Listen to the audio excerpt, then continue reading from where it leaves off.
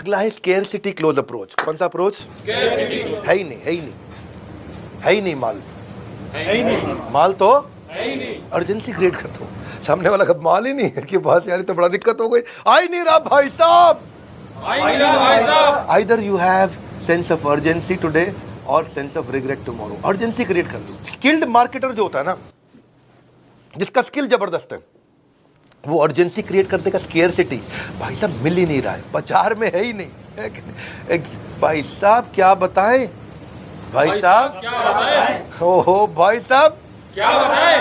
वो FOMO create होगा, fear of missing out, मिल ही नहीं रहा है, ओ यार मेरे को दिला दे, एक दिला दे, इसे बोलते हैं। मतलब वो सामने वाला मतलब घबराता है। Best sales techniques, closing techniques, selling skills. Closing techniques, तो क्लोजिंग मतलब क्या? क्लोजिंग मतलब डील क्लोज कर देना। यानी आप जब पकड़े गए, आप मतलब बायर जब बिल्डर के पकड़ में आ जाता है या सेलर के पकड़ में आ जाता है, यानी कि टोकन दे देता है, तो डील क्लोज हो जाता है। जब तक डील नहीं क्लोज होता है तब तक नेगोशिएशन फेज है। आप नेगोशिएट कर रहे हो, आप देख रहे हो, आप सोच रहे हो, आप समझ रहे हो, लेकिन अगर उसने आपका सोचना समझना सब बंद कर दिया, ये होता है क्लोजिंग।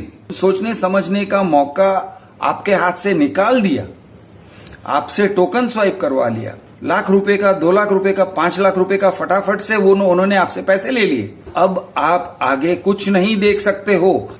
आप घर लेने निकले थे, डिसीजन लेने निकले थे, राइट डिसीजन होना चाहिए था, राइट है रॉन्ग है कुछ नहीं, क्लोज्ड। यानी ऐसे सोचो, आप दुल्हन देखने निकले थे, अब वो सीता हो या शूर्पणखा, आपकी शादी करवा दी गई, बाद में आपको पता चलेगा सीता है या शूर्पणखा है।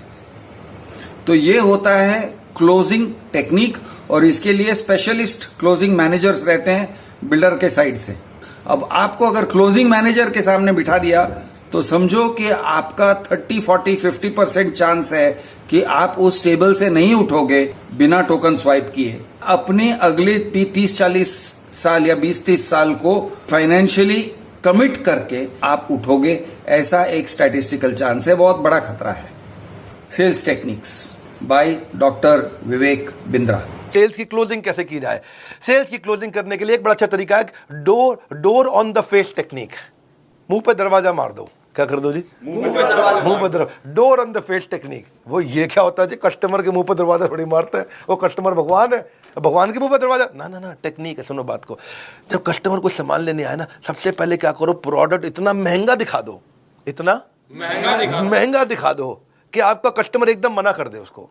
और जैसे ही मना करे तो फिर उसके बाद आप लोअर प्राइस का प्रोडक्ट दिखाओ, जिससे उसको एकदम कंफर्ट कन्वीनियंस आ जाए और बात करने लग जाए आपसे, है कि नहीं? तो उससे क्या होता है, पहले पे ना वो मना कर दे।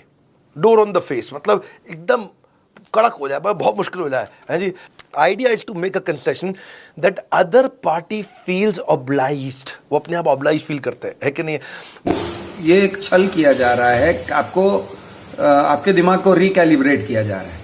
तो ये door on the face technique से होता ये है कि आपके जो भी फिल्टर्स हैं वो फिल्टर्स को निकाल देते हैं। आपने फॉर एग्जांपल आपका बजट बनाया होगा कि 50 लाख रुपीस का फ्लैट लूंगा। अब अचानक से उन्होंने दिखा दिया कि फ्लैट तो 75 में मिलने वाला है। आप घबरा जाओगे, आप कहोगे अरे फ्लैट 75 लाख। तो आपका जो 50 लाख रुपीस का थ्रेशोल्ड था वो आपने छोड़ दिया। आपने बोला यार ये 50 लाख के बात करना ही बेकार है। फिर वो आपको दिखाता है 60 लाख।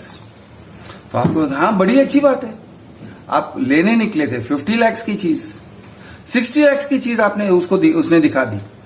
ये एक बात है। और दूसरी बात ये है, शायद आप देखने निकले थे, लेने नहीं निकले थे, आप सिर्फ देखने निकले थे। आप फ्लैट्स सिलेक्शन प्रोसेस करना चाहते थे, लेकिन उन्होंने जब आपको पहले डरा दिया, 75 लाख दिखाया और फिर नहीं चलो 60 लाख, तो आपका दिमाग जो है वो देखने निकले थे वाली जगह से लेने निकले थे वाली जगह पे पहुंच गए। आपके दिमाग को मैनिपुलेट किया गया है। आपके लिए वो जायज नहीं है, वो जायज सेल्स टेक्निक नहीं है। जायज ये होता कि आपको जो चाहिए वो दिखाता और आपके दिमाग का इस्तेमाल जैसे होना चाहिए वैसे इस्तेमाल करने देता तो ये जायज होता। देखो इसी को बोलते हैं डिकॉय इफेक्ट। क्या effect? Decoy effect. Second weaker option can sometimes help people to close between the two possibility. सुनो, किसी को अपार्टमेंट किराए पे दिलाना हो, क्या दिलाना हो? अपार्टमेंट किराए पे दिलाना हो। जैसे आपको फाजी किराए पे मकान चाहिए तो प्रॉपर्टी डीलर आए, पहले बहुत बेकार मकान आपको 30,000 रुपए महीने का, इतना गंदा, हर जगह से पपड़ी झड़ रही है, अंदर दीमक लगी है, फर्नीचर है नहीं, अंदर घुसते ही बदबू, बाहर निकलते ही बदबू। तो आपका 30,000 रुपये का इतना गंदा मकान। उसके बाद फिर आपको वो 25,000 रुपये का ब्रांड न्यू फ्लैट दिखाता है। आप बोलते हो अरे भैया यही तो चाहिए था, यही चाहिए था। तो आपको 25 वाला ब्रांड न्यू फ्लैट अचानक बहुत सस्ता लगने लग जाता है। एक्चुअली उसने वही बेचना था, लेकिन अभी पहले अगर वो दिखा देता ना जाके तो शायद आप ना लेते। लेकिन 30,000 का बहुत बेकार मकान दिखाने के बाद 25,000 का अच्छा दिखाया, आप तुरंत खरीद लेते। इसको बोलते हैं डिकॉय इफेक्ट। क्या बोलते हैं? Decoy effect. हाँ, इसको पहले महंगी चीज दिखा करके, खराब चीज दिखा करके फिर सही चीज दिखाए, इसको बोलते हैं चॉइस मैनेजमेंट। क्या बोलते हैं? Choice management. दोस्तों ये डिकॉय इफेक्ट जो इन्होंने एक्सप्लेन किया और चॉइस मैनेजमेंट जिसे कह रहे हैं, तो ये है क्या? ये ऐसा है कि वो आपको मैनिपुलेट कर रहे हैं। आपको दो चॉइसेस अच्छे वाले नहीं दिखाए, उन्होंने एक बहुत ही गंदा चॉइस दिखाया जिसको आप रिजेक्ट कर ही दोगे, और उसके बाद एक नॉर्मल वाला चॉइस दिखाया जो आपको बहुत अच्छा लगने लगता है।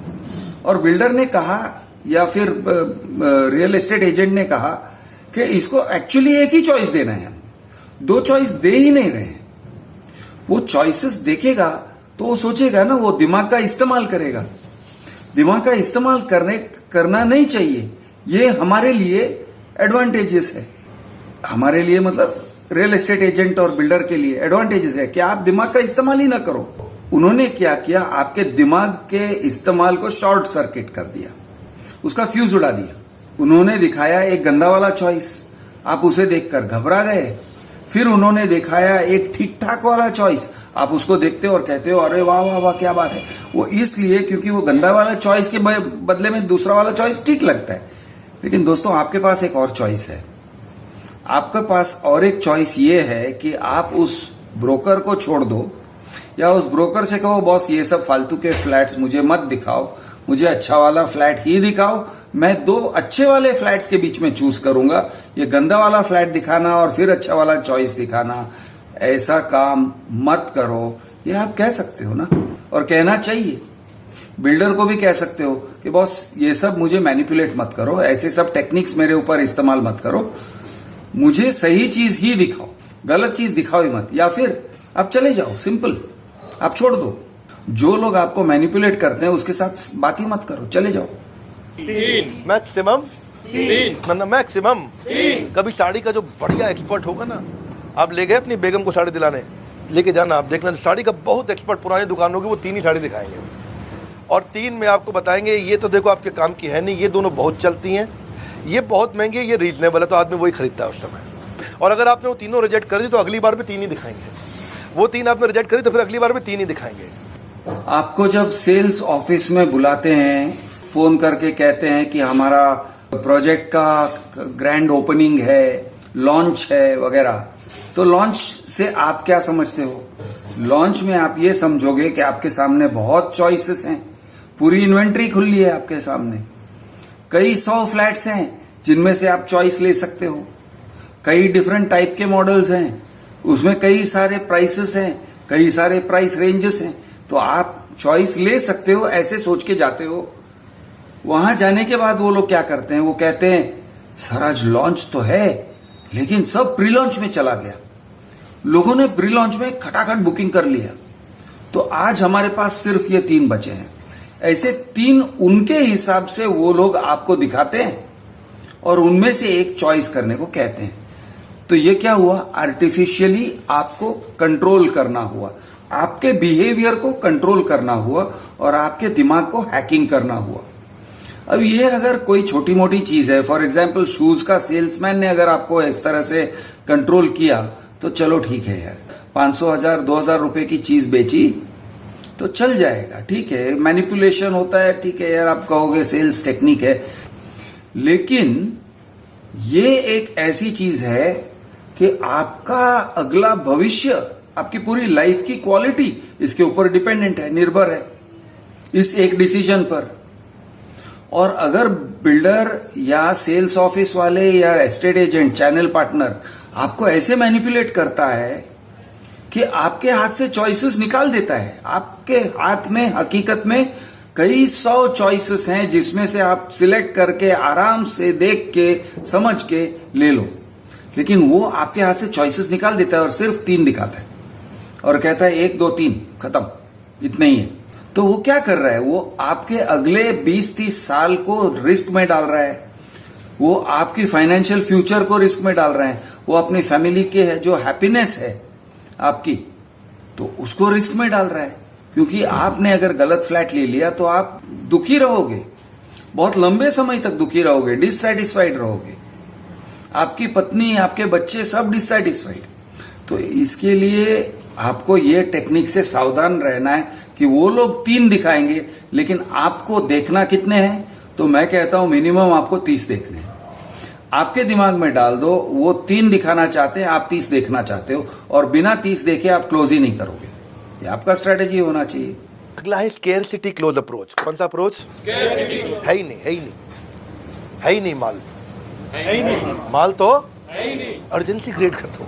सामने वाला कब माल ही नहीं है कि बस यार तो बड़ा दिक्कत हो गई, आ ही नहीं रहा भाई साहब, either you have sense of urgency today और sense of regret tomorrow. Urgency create कर दो। स्किल्ड मार्केटर जो होता है ना, वो अर्जेंसी क्रिएट कर देगा। स्केर्सिटी भाई साहब मिल ही नहीं रहा है, बाजार में है ही नहीं, भाई साहब क्या बताएं, भाई साहब क्या बताएं, ओहो भाई साहब क्या बताएं। वो फोमो क्रिएट होगा, फियर ऑफ मिसिंग आउट, मिल ही नहीं रहा है, ओ यार मेरे को दिला दे, एक दिला दे, इसे बोलते हैं। मतलब वो सामने वाला मतलब घबराता है। अच्छा, इसमें मैं 2 पॉइंट्स आपको समझाना चाहता हूं। एक तो अर्जेंसी क्रिएट स्कैरसिटी। है ही नहीं माल, बहुत कम है, आपको इसी में से लेना होगा, जल्दी ले लो वरना ये भी चले जाएंगे। Urgency marketing, scarcity marketing techniques बहुत ही वेल नोन टेक्निक्स हैं, लेकिन बायर्स के ऊपर चल जाता है क्योंकि बायर्स समझते नहीं है बाजार किस तरह से चलता है, उसके जो टेक्निक्स है वो उसको समझते नहीं है,